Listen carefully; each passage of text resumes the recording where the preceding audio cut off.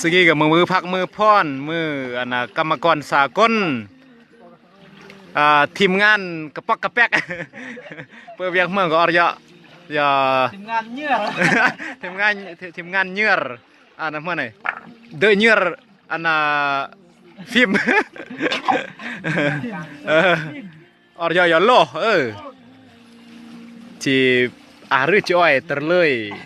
ตัวตักล่างมาตอนนี้ก็ติดตามแย่งตอนต่อยอดที่เบิ้นตัวเมื่อเนี่ยจี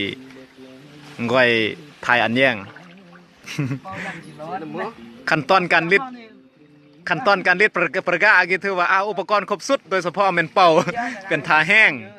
ในการรีดเพื่ออันอมอันกอรยอหลวงยี่ไหน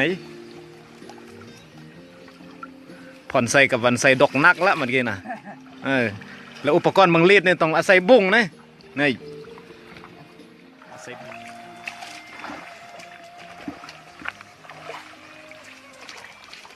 ยี่โมหนาทีม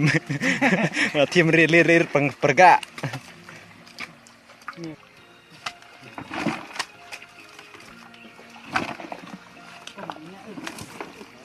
สอบมันยากนะบุ้งกี่ก็เศษตัวลำโพงเพื่อความบันเทิงอย่างเพลงยอบร้อมค่ายจึงจีบอวดนะ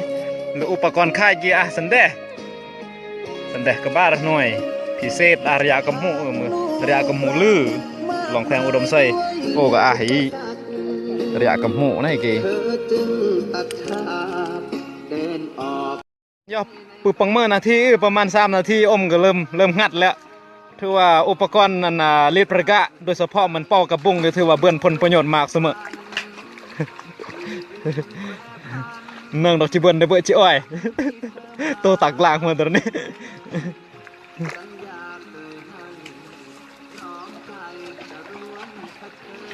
โลนักลองลิงขี้แล้วตามมวยโต้ก็สกินรื้อระยะไกลๆนำไปตอนต่อยอดจะมาขั้นตอนค่ายโลนั่นมันจี